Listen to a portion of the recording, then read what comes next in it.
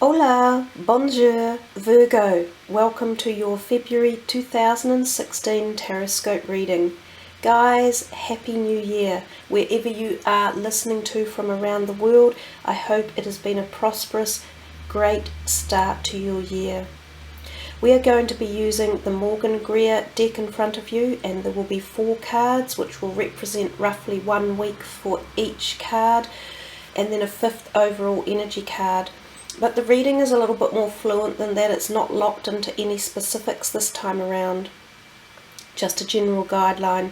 The 2 crystals in the back of your reading, rather unusual, guys. This one is a beautiful octahedron, which was actually charged in the King's Chamber Pyramid in Egypt. So it's a fluorite stone, has a lot of energy in it, a lot of healing energy and meditational energy. This one is a beautiful abundance cluster. They're not that common to come across, and I've had it for a little while now, and it actually does seem to work pretty benevolently in our home, so I thought we'd pop it in for your reading. It's a wonderful quartz crystal. Quartz is a very clear energy, great conductor of energy again as a crystal. So let's shuffle the cards and see what's in store for you guys for Virgo for February 2016.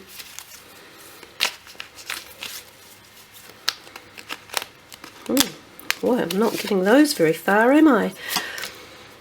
The 7 of Pentacles, the 4 of Swords, the 6 of Rods, the 10 of Pentacles, and your overall energy is the Page of Rods. No major arcana cards for you guys.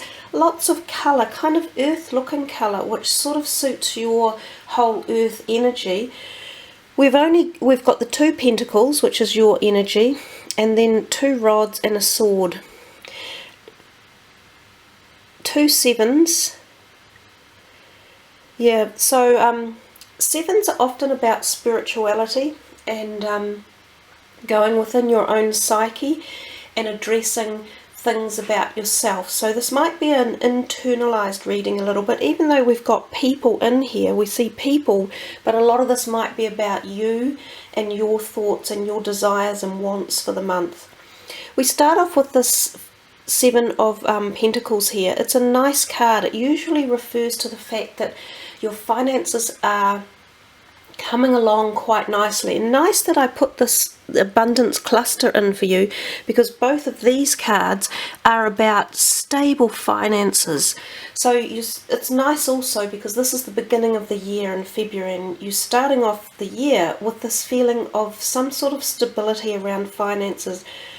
Also, your hard work reaps dividends and rewards, and I think of Virgos as being particularly the stalwarts of the zodiac energies for being hard workers. You know, like, you're dedicated usually, and you have structure, and you have boundaries that you work within, and I think that pays off. It reaps dividends and rewards, and this card is very much about that. He is happy with what he's done. He's looking back as if something he did in the past has come to fruition now, possibly. So whether it was an investment, maybe some of you are selling something, shares, stocks, property, cars, or big things that are reaping you back a little bit of income or money.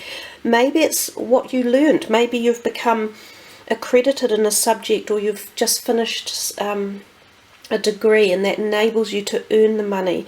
But one way or another, it is about your past ethics and how you've got to where you are now. So take a pat on the back is what I would do. If we're thinking of any other perspective, health, it's also a good stable card. It's about firm bases, which is important. It's sort of the shape of a pyramid here, and we've got the pyramid here, double-sided pyramid. So your health should be feeling firm, and I think that's the other thing. If you have a firm, solid base for your health regimes and you work from there, you have a better chance of it going into a positive realm. The 4 of Swords is one of kind of calm meditation and peaceful, quiet retreat. It's often the card that signals possibly a small break away, like a little weekend retreat, going somewhere, often with another person in a very quiet, private way, sometimes connected physically.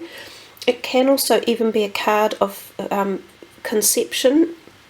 It's interesting this month, I don't know what it is, but there are masses of the zodiac signs that have symbols of fertility or opportunities of conceiving pregnancies in this month. So, I don't know what's in the air, but there's something. It's also about contemplating and rest as well. So if any of you have been overdoing it, perhaps having wild times or socializing or really engaging over that Christmas, New Year's period, this can be about gathering your breath again and slowing life down and taking time to smell the roses and just feeling rested. It's about taking a rest. If there are things bothering you or too much on your mind, slow it all down. Take some deep breaths, do some meditation. I'm just trying to think of another couple of things for this one. I sometimes think of minor surgery. Sometimes when I see the swords, the lower end sword numbers, I think of minor surgery. And I see here too that they're all facing towards his head. So I think, if any of you have any back pain, neck pain, you might need to go and see a chiropractor or get a little bit of massage, which is always a special treat. And who doesn't love a good massage? Treat yourselves to that perhaps, and release any tension that's building up in that part of your body. We come to the third week and we see the 7 of rods or wands, and this is about feeling as though there might be people around you who are pushing you again a bit beyond your boundaries, or putting their 2 cents in worth when you'd rather they didn't. It's about kind of standing up for your rights, putting your boundaries up, which again I think Virgo are quite good at doing, and eventually it shows success in that manner. So if you believe you're doing something that you need to for yourself and it fits your lifestyle and your category and it's not harming yourself or anyone else, go and put those boundaries up. You know, other people have to just accept you for who you are and the things that you're doing.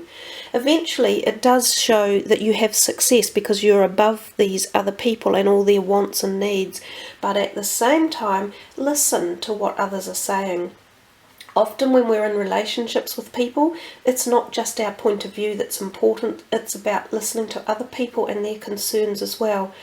And sometimes this is an indication of other people needing you. You know, like, oh my God, I need your help. Or quick, come over here. Can you do this for me? Oh, well, I need that. So again, it's about balancing your time and your energies and not giving away everything so that you end up worn out. We come to this 4th week and we see this is the 10 of Pentacles, and it's a lovely card. It's the card of happy gratification in life, gratification of the people in your life, of the manifestations of your, not necessarily wealth, but of where you are, that you live in a certain place or a certain city, that you have friends or family around you, or that you just feel sated, that you've learned a lot in life, that you have things to offer others, which is why I said here there's this feeling of others maybe need your help and support, and you seem to be in a place that you can give this to people. It often talks about finances being quite good or fluid or feeling comfortable. So you've got that whole feeling in this reading. So I would suggest that your finances should be I was going to say swelling, and I'm not sure what I mean by that, but it was interesting that I put this abundance cluster in, which is quite about finances and getting financial abundance. So I'd be interested to know if that happens for anyone over the month, you know, an improvement in your finances. Health-wise, everything, this card just offers goodness, positiveness. It is a number 10, and 10s can be about the completion of a cycle and moving into a new paradigm one way or another. And this could be just at your thought level even, the contemplation of, right, I've reached the end of this cycle of life, where do I go now? Or what new project would I like to uplift? And then we see the overall energy card, and we've got here the Page of Rods. And here's a younger person, so this could be someone that you are supporting, and it could be a family member, a sibling, a child, or a brother or sister, or it could be a friend, a work colleague. You may be supporting them one way or another with your kind of either financial nous or your knowledge. He may be one of these ones. In fact, it is, isn't it? He's one of these ones with these rods wanting your attention or putting his 2 cents in worth. He might tire you out a little bit over the month. And they can be quite demanding, the fire sign energies. They're quite, full on, like, oh, I need your attention. Oh, listen to this. Oh, let's get it done now. And that's not really how Virgos work. They much rather pace everything out. But either way, that could be who's in or around for the month. But if not, he is the instigator of new creative thought and action and energy and passion and stimulus. So this could be coming in for the month for you. You might get fired up enough to create some new direction. And he is definitely looking forward and out into the next month, into March. So I think that's a nice reading, guys. It's got lots of layers of depth in it, and I think as the month goes on you'll probably figure out more the specifics and how they're all gelling together, but I think they do gel together quite well. So anyhow, let's put these ones away and give you your final card for the reading, which is going to be the chakra energy cards. And I don't really need to shuffle them, but I'll shuffle them a little bit because we are just going to spread them and then pick one for you. And I like the look of that.